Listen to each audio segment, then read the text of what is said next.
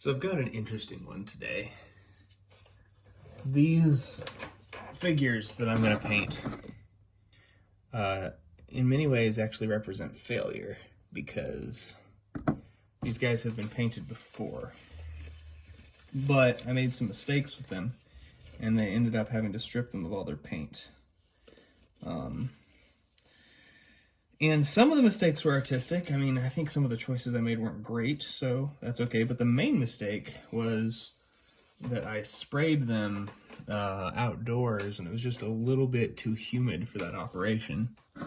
And as a consequence, the paint adhered poorly, and it bubbled up. And so I had to strip them with chemicals to get them back to this paintable state. They still have I stripped them all the way down, so I had to reprime them. So as you can see, they've got a light layer of black primer on there, and it's actually, you can probably see underneath there, it's not too thorough of a priming, but it really doesn't matter when the next step is going to be airbrushing, which it is today. Now, they're Chinese ox. They're meant to be ox captains from the Kung Fu Panda miniatures game. I have been painting lots of guys from this lately. But it was largely before I started recording painting for the more interesting ones. We'll talk about, you'll see more of them later probably. But anyway, today I just want to put down a little bit of little color on these guys to see if we can start them back up in the way that they should go. The type of ox that they are is probably actually a water buffalo, on my limited understanding of Chinese cattle. And water buffalo, in my mind, I think of them as white or tan. There's two reasons I'm not going to go that direction. The first one, and the most important one, is that there are already a lot of white or tan units in that game, and so I want these guys to look a little different. But also, the more I looked into it, the more I realized that this type of water buffalo really isn't always water tan. Often there's a darker, kind of bluish color to them, as with other types of ox. So I feel justified in my color choices today. So what we're going to try and do for color, and this is we'll see how this works, is I've got a purple and a blue that I'm going to try and make the blue the main color, and then the purple the shadow color. So given that we're doing airbrushes, we're going to start with the darker color. We'll see how this goes. So first, we'll turn on the airbrush. And then we'll turn on our air filter. Keep me safe. And then we'll give the purple a good shaking so we can get started.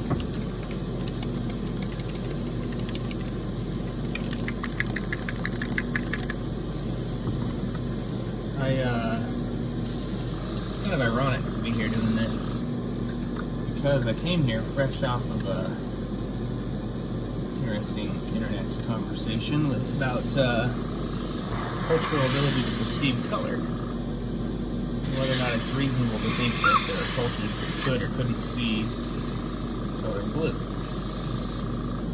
The answer is that it is unreasonable, and everyone can see the color blue. Stop being ridiculous. That's the answer. This might be a short video, because my airbrush appears to be clogged. It's unfortunate. Because I stored it upside down. Alright, so here's how I know that it's clogged. When I go to spray, my finger doesn't get wet when I articulate the trigger. It's a pretty bad sign, because the drum is full of water. And interestingly, we can do some troubleshooting to deduce where the clog is, because here, let me put a little more water in so it's more clear.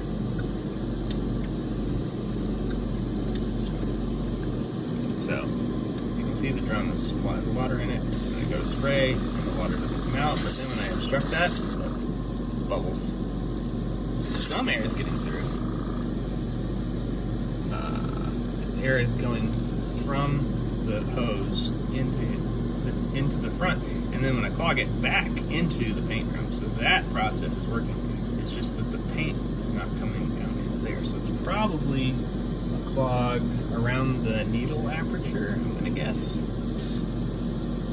Also, this is interesting. Actually, it's a clog, I see now. It's a clog in the trigger. The airbrush. So look, this piece of the trigger there is not springing back into place for that. So this is going to be easy to fix. Just take a few things off. Let's see here. I should probably disconnect the air while I do this, but oh well. What is going on with this? There we go. So what happened was some paint got into the trigger mechanism and clogged it into the open position. So now, water, yay! Look at that big stream of water coming out. Oh, that's beautiful. That's exactly what I want to see. And look at that healthy stream of water bubbling forth. Haha, glorious. Okay, spray all that out. Oh, actually, let's be responsible and spray it into my handy dandy box. All right, yeah. Let us begin. So I'm going to take some of my well-shaken alien purple. What a hilariously lazy name. Drop it into there.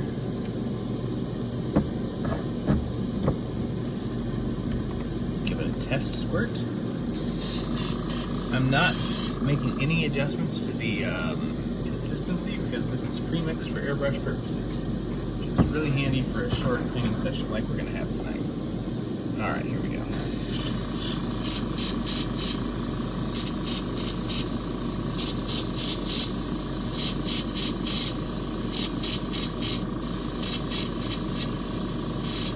Unevenly spraying, isn't it? It's kind of sputtering a little bit in ways that don't make me a little worried about some of my precision. Thankfully, I'm not going to be doing anything particularly precise here on these guys today. But I think my airbrush needs a little more cleaning than I gave it today, which is unfortunate, but that'll be a project for later that I will not film.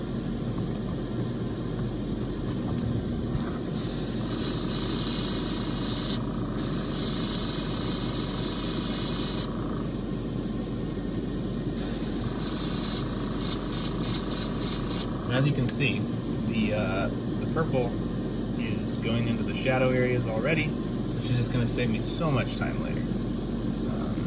It's not really showing up that clearly on camera, but it's actually a very vibrant purple right now.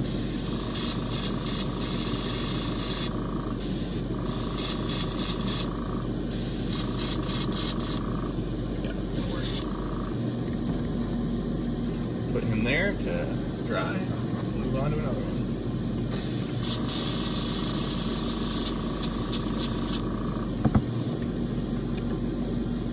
A little irresponsible with my paint amounts right now, but airbrushing is a pretty paint conservationist technique anyway.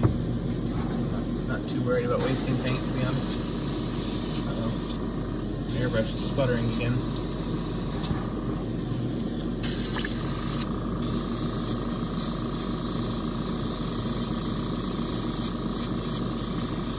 Now this isn't great.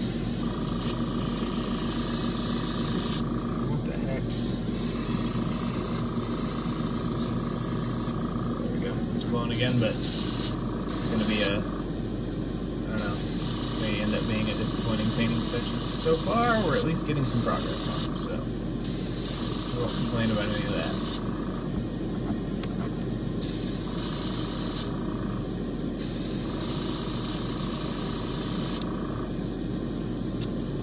It's a time in my life when, these are characters from a Chinese story. I'm sad to say that my cultural associations with China are fairly negative right now. Because most of my conversations about China right now are of a very threatening nature. I think people are finally starting to wake up to the reality that I've been talking about for years. Listen to me, I sound like a... It sounded more prideful than it meant it to be. But people are starting to discuss China as a rival in ways that are sometimes good, sometimes bad.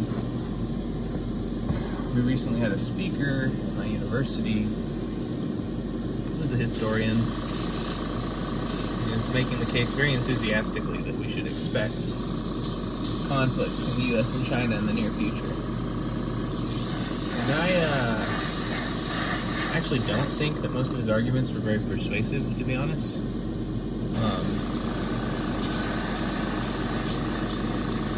I mean, he was a very good speaker. He presented really interesting and useful information. It's not a critique of him necessarily. Everything he did was interesting and useful and good. But it's not enough to say things resemble past conflicts or that there are lots of potential points of disagreement between the U.S. and China, and then say, therefore, we should expect conflict. That's not how conflict works.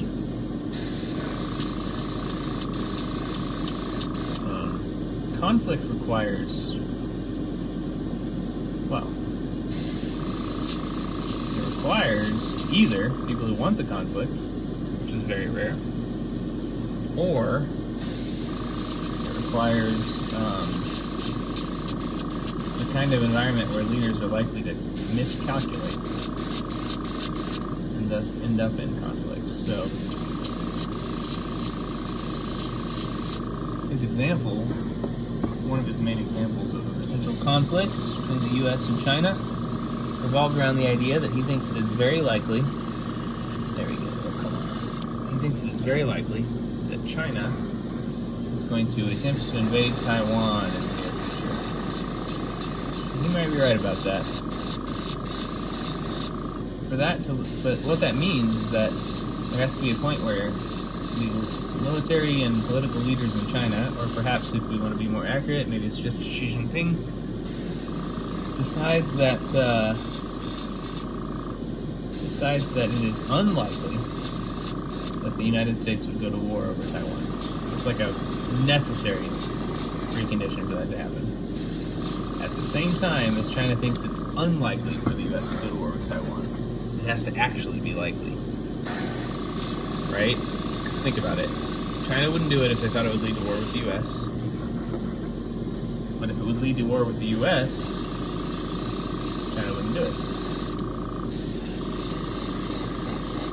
So it has to both be true that it would lead to war with the U.S. and China thinks it wouldn't. How do you get in such a scenario? How do you get in a situation where something is both likely to happen and looks unlikely? What do you do get in those situations? You can get there through misunderstanding.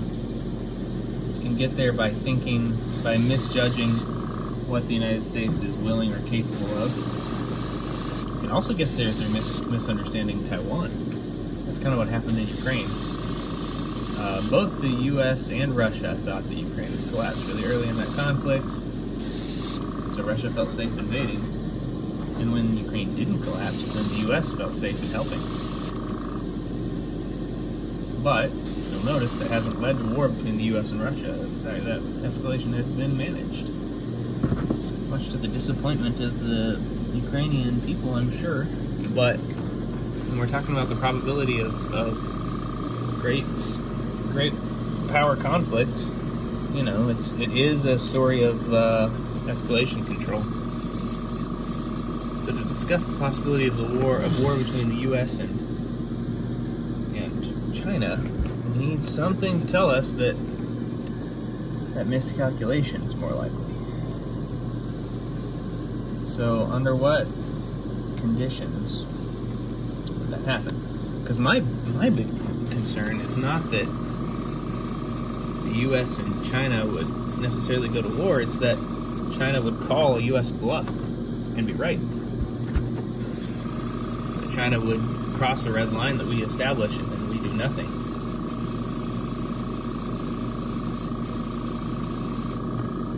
And the historian, to his credit, laid out a case as to why that wouldn't happen. He thought that it would be too politically costly for the United States not to intervene in such a conflict because of the bad message it would send to U.S. allies. That's possible. I kind of hope he's right. I hope he's right that we can credibly say that, because in a paradoxical way, if that's true and everybody knows that that's true, it means the war probably won't happen, right? Maybe. But what I think is more likely is that China doesn't make the move until they have reason to think the U.S. wouldn't follow through with that. And I think that they might be right.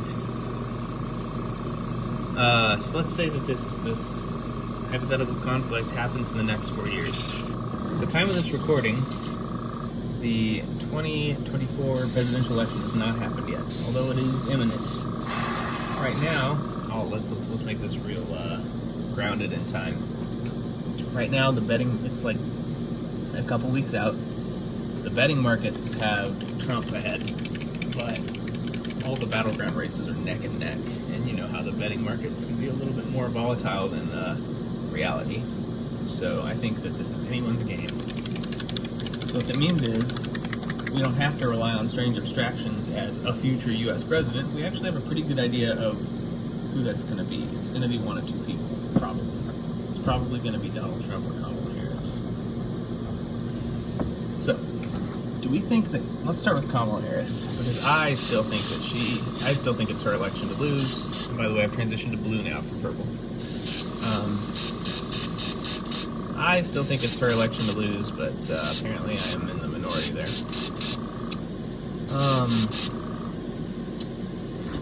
Anyway, do we think that President Harris is likely to see war with China as something that is worth doing in order to save Taiwan? Well, we know that she said that her foreign policy wouldn't be any different than Joe Biden's. I certainly don't think Joe Biden would do that. Joe Biden's policy has been one of stepping back for the most part. He's reluctant to be as involved as he has been in Ukraine. His leadership has been understated in Europe. Doesn't seem to be too motivated in reassuring U.S. allies that much, although he did preside over the addition of Sweden and Finland to NATO. We'll see if we can credibly defend them. But, you know, at least it shows there's some capability for that there. But, of course, his most important foreign policy event, and I would go as far as to say blunder, was the disastrous Afghanistan withdrawal, which I think sort of indirectly, maybe I'm being a little unfair there, but contributed to many of the foreign policy problems we're having right now.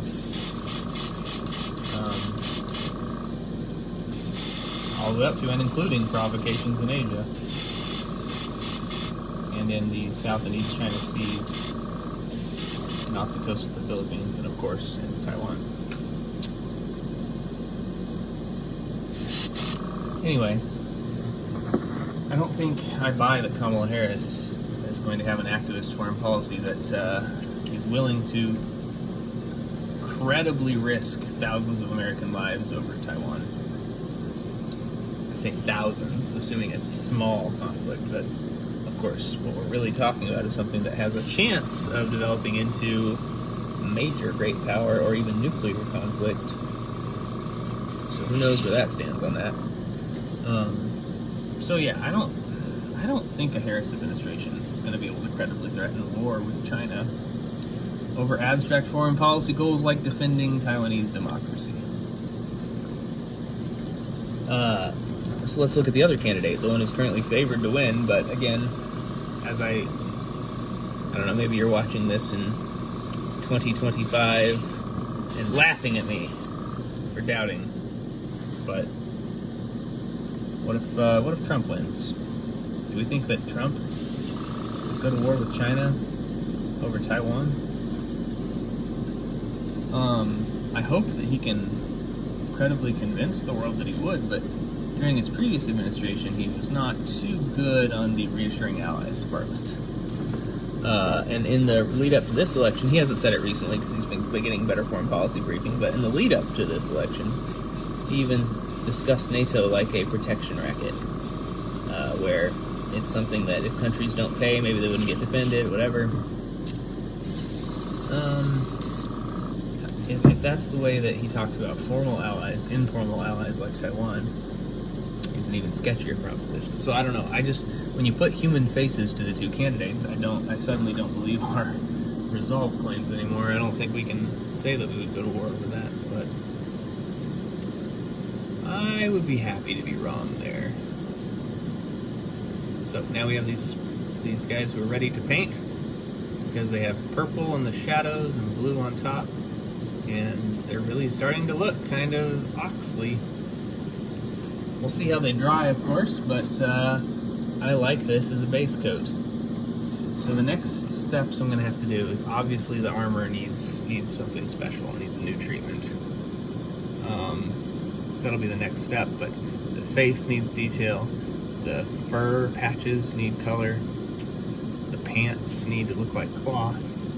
The horns, of course, the most dramatic part of this model, need their own color. But as far as the airbrush goes, I think this is a really good foundation for color and shadow, which is really the great benefit of the airbrush. So I'm pleased with this.